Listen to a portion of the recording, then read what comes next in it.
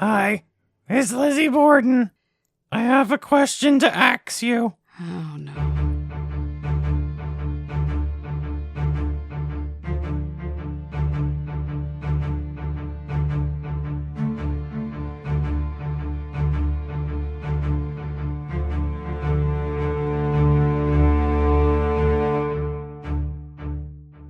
Welcome back to this week's midweek mini episode of the Well House Exorcism. This is your ghost of a host of the most, Shanna. It's Puckwa PJ.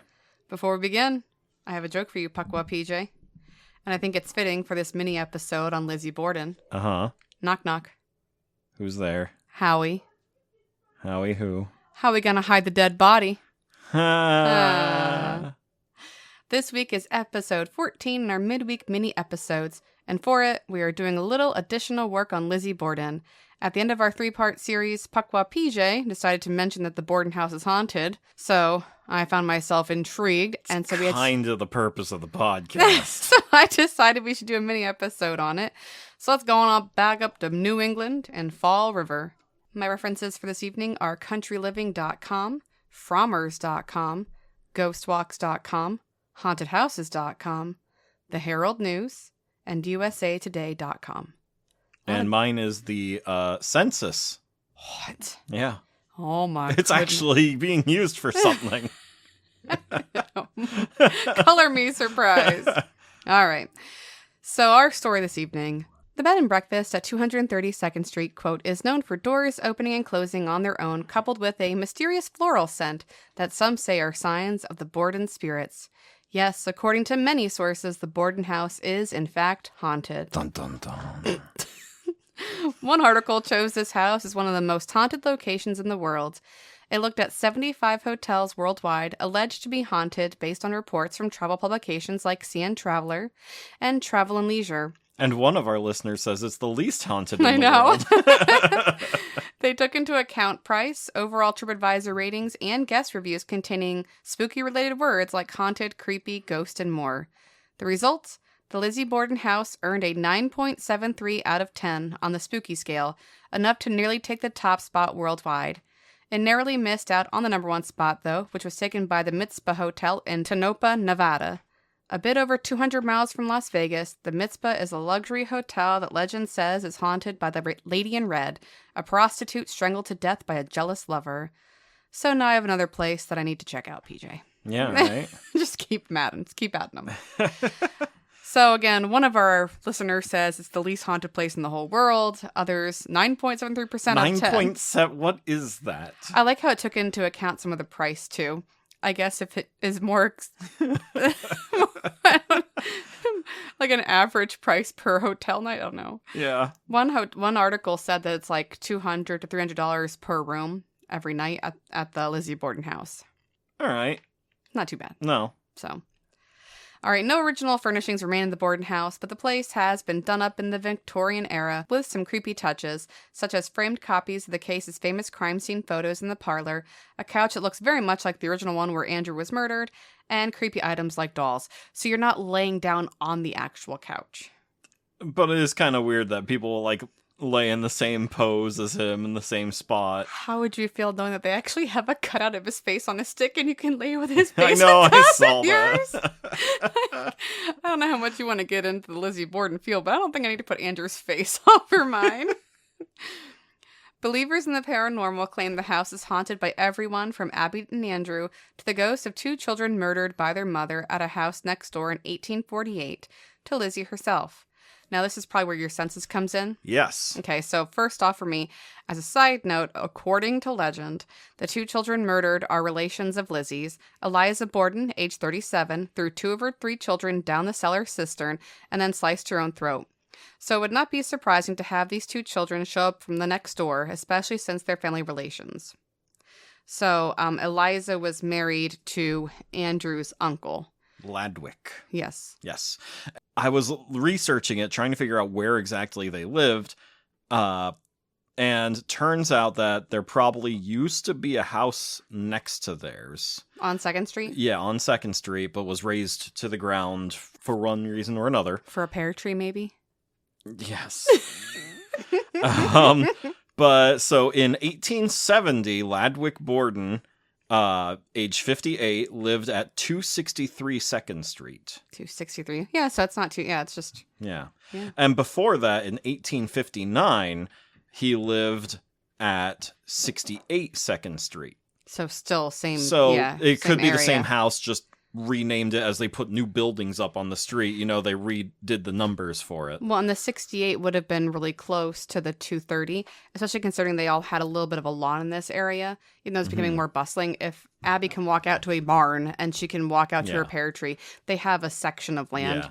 So it's probably a little more spaced out, like the outskirts of Millville, where you have a little bit more plot. Yeah. And if you're looking at spacing 68 to 230, it's just how many feet you are from the mailbox. Well, wasn't it 92 initially, and then it changed to 230? Oh, I have no idea. I'm pretty sure it was in the 90s, so, and then it changed to 230. Oh, okay. So And same yeah. with like 68, 90, you know, pretty Yeah. darn close. So the whole them being neighbors is looking more and more like a possibility. Yeah. Which at first I wasn't finding anything about that until I found the census information. Well, look at that. I Yeah. love when you do research. It makes me so happy. I got these glasses. They look so- very snazzy, yes. Anyway, one tour guide claimed the ghost of Andrew Borden punched her in the back. On TripAdvisor.com, one writer stated, "I was told that if you leave money on the dresser, Andrew Borden will leave you alone at night. If you select this room and would like to be left alone, I suggest you leave money." I love Such a penny pincher, I know. even in the afterlife. If that's true, it's just If you're hilarious. staying in my house, you need to pay me money. It's probably, See? it's because, unsubstantiated, a doctor may have stole $20. You gotta listen to the last episode. Well, one of the myths is that the doctor killed him. Bowen Yeah. ended his life. Because Maybe it was they like didn't like these super wealthy people living in such squalor in their town and things like that. And yeah. No. I know, it's a stretch. It's a stretch. Okay, anyway. Some people claim that they have heard noises of creaking or footsteps above. They've heard children's laughter, and even a ghostly face appearing on a wall in the basement. But many other people, including other former tour guides, have spent time in the house without incident. And that's what we mentioned before. It's people who like naturally repel, like, you know, the energy in those ghosts. And I mean, it doesn't work on command, you know? It's not Yeah. like a TV show where you just turn it on. And a lot of this sounds residual, apart from him wanting money. I don't know. Yeah. Yeah, like the ones where they physically interact, like that's not residual. Yeah. But the sounds of like children playing marbles, or if you put a marble on the floor, like there's a good chance it'll get knocked, you know, and pushed around from some unknown child, or hearing children running around and laughing and stuff like that. At least they're laughing. Yeah. They could be screaming in a cellar cistern. I'm just saying. Yeah. Well, that's terrifying too, because no one knows if they're like held down or if they're just tossed in the well. Yeah, and they drowned after hours of exhaustion. Yeah. Yeah. Anyway, let's not be depressing. Even though I kind of brought it up. General paranormal occurrences include similar stories. Former owners, the McGinns, and present-day owners have had some experiences. Lights with minds of their own turning on and off is one example. The owners have been in rooms, and in front of them, wall switches would flick on their own and turn on the lights.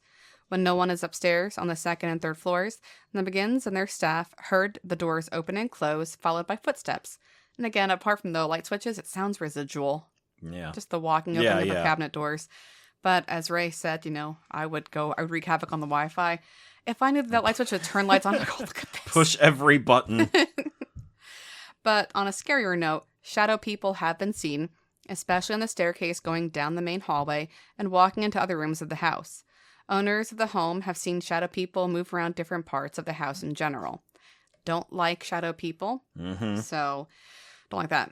There are also unseen presences. Sometimes staff and guests can feel someone brush against them on the stairs and in various parts of the home. Disembodied voices have been heard as well. Owner Leanne Wilbur once felt the cold touch of a finger run down her back. When she quickly turned around, no one was visible. But there is a ghost cat. So I know Carrie's listening, and I know she's excited. This is purportedly Maggie's cat, and disembodied cat's meows have been heard. The cat is still friendly and rubs up against people it likes in the second and third floor bedrooms. Now, the manager, Jared, has seen doors move on their own. His parents happened to be caretakers of the Lizzie Borden house in the 1990s, and when Jared was there as a child, he saw a shadow figure move in the basement. So, you know, it seems like shadow figures are pretty common. Yeah. Other spooky goings-on include sightings of the rocking chair moving back and forth on its own. This past June, witnesses observed the chair moving a few feet across the floor and to a group of guests. Oh, fun. I'd still hang out like, hey, thanks for the chair. Yeah. Now, more recently, Lance Zoll, he's the CEO of U.S. Ghost Adventures, that they actually now own the Lizzie Borden house.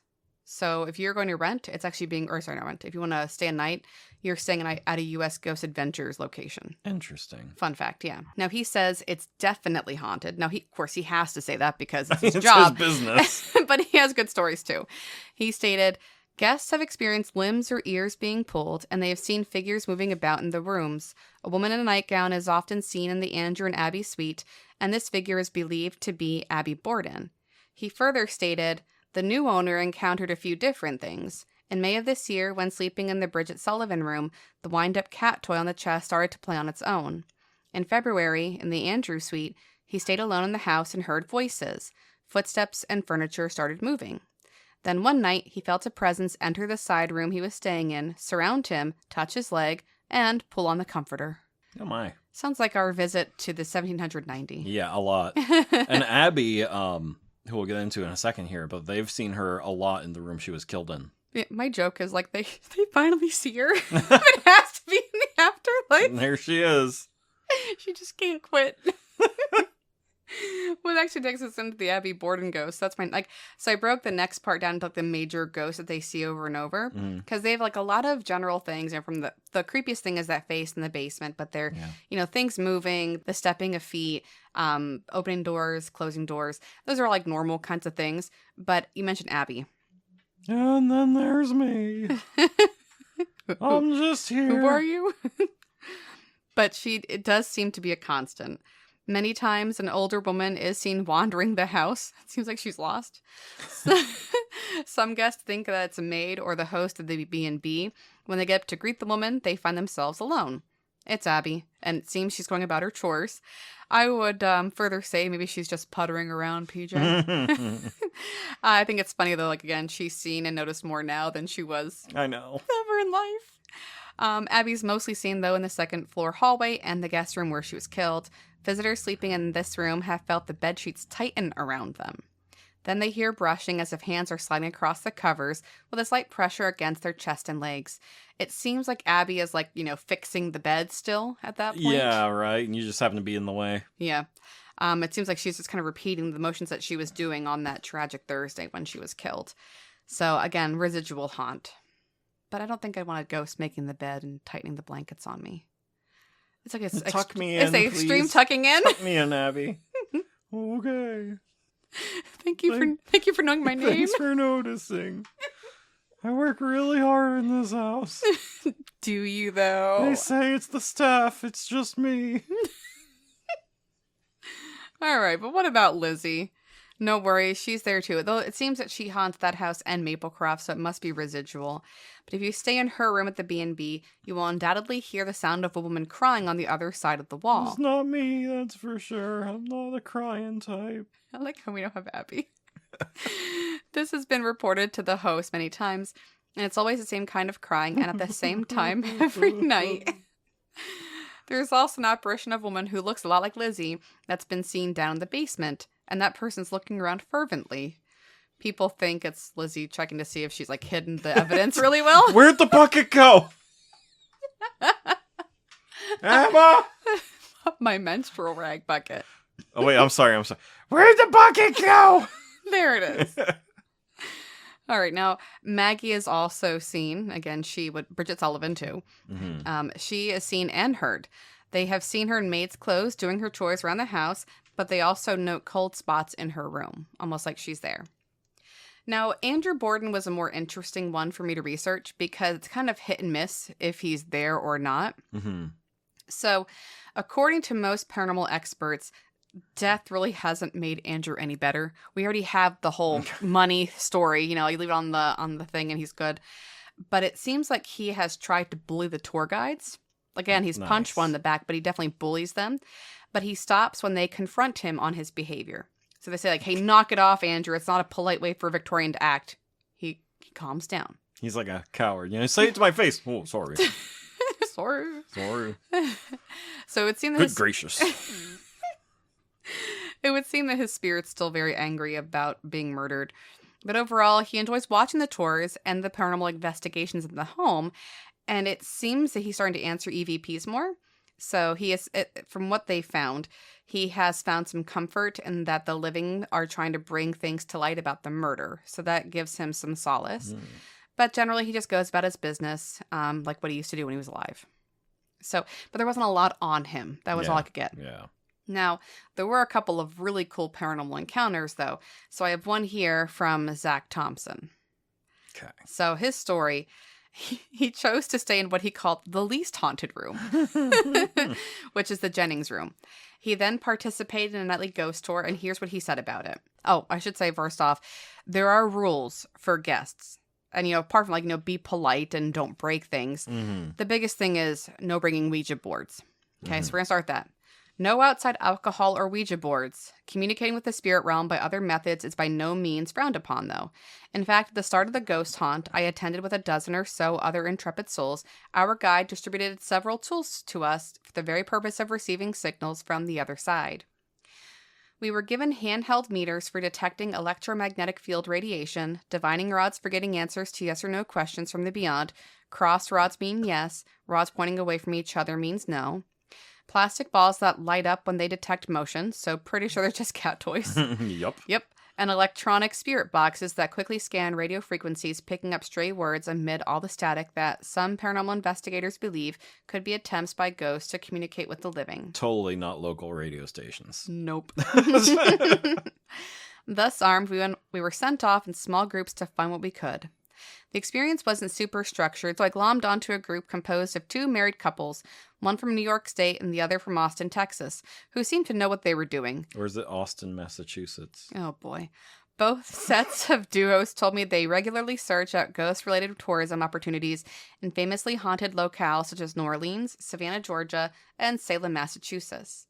Of course, they made a beeline for the basement, scientifically proven to be the scariest part of any building. In the low-ceilinged, stone-walled space not far from where police found a hatchet during the Borden investigation, and where Lizzie was discovered washing clothes in the middle of the night not long after the killings, we gathered around a low table upon which someone placed one of the motion detector plastic balls. The lights were extinguished. I felt zoinks, because he makes a reference earlier in the text to Scooby-Doo, yeah. Rising from within, the woman from Texas took charge, grasping two divining rods and, in the cajoling tones of an indulgent preschool teacher, "Come here, you," addressed the spirit of a child said to have drowned in a well next door. "There's a ball here you can play with," the would-be medium coaxed. "It makes lots of pretty colors. Can you touch it for me?" I thought, wait a minute. We're asking this kid to travel across time and space and planes of being, not to reveal the mysteries of the universe, but to jostle a cat toy? Now, what would have been really better if she was just like, and then they repeated. That's how we get quieted down. Exactly. Ice here. Marshmallows bubbles in. Yeah. On the other, no, actually, don't take the marshmallow out. Crisscross applesauce. Back in their day, they called it sitting Indian style. So you may have to go back to that. They won't know what crisscross applesauce is. On the other hand, the politely familiar style of communing with the dead, used not only by the Texan but by all the ghost hunters I encountered, went a long way toward getting me past my initial petrification.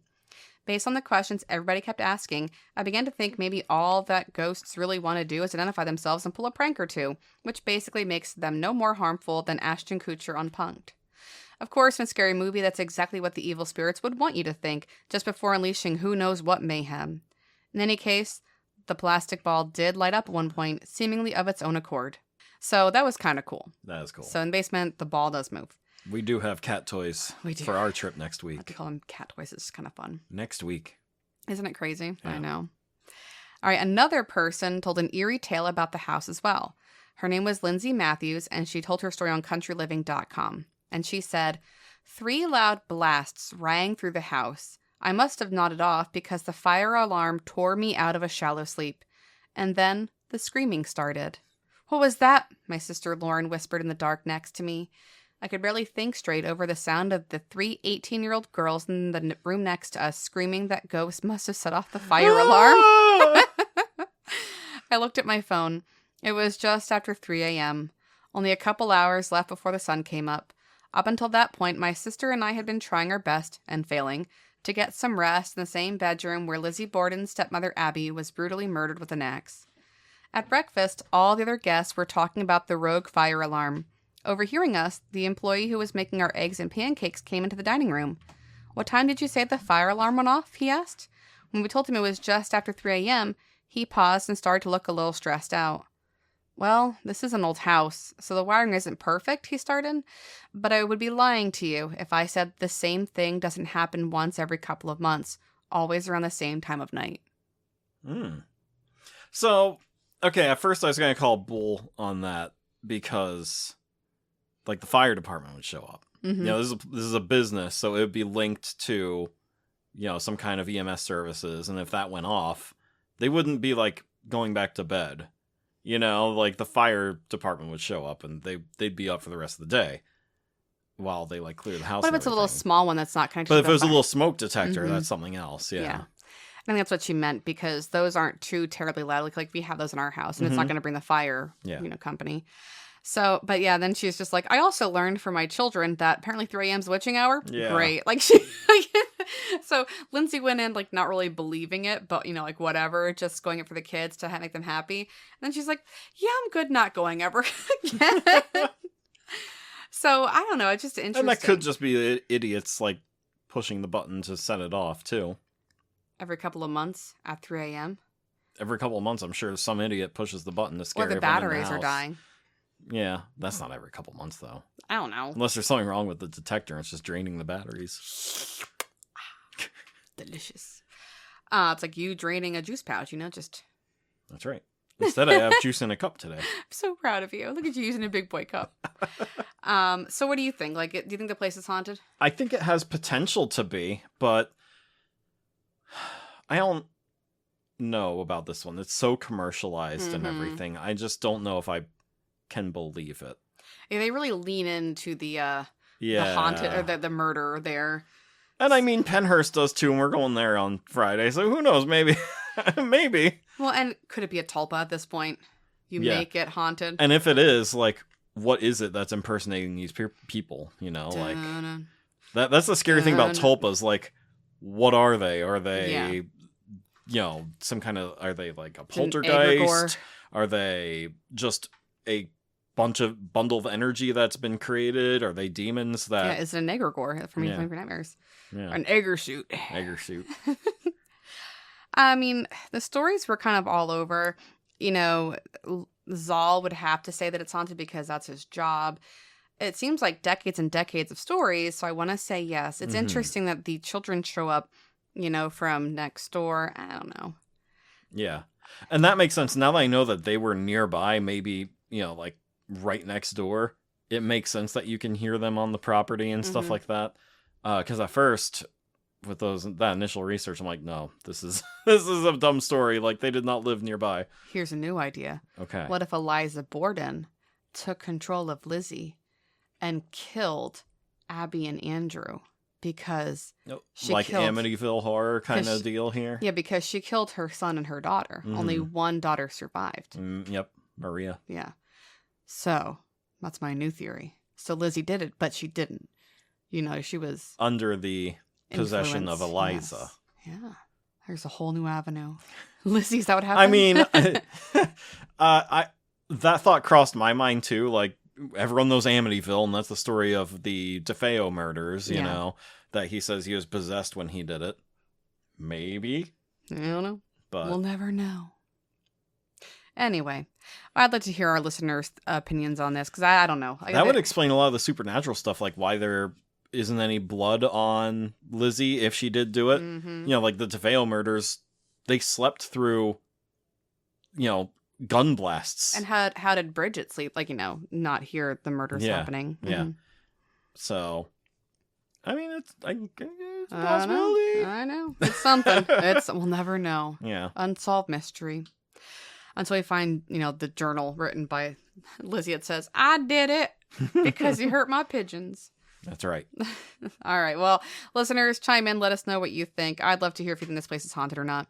And before we finish, we just want to send out a huge thank you to Craven and Caster, who generously expedited us some crystals for our visit to Penhurst Asylum.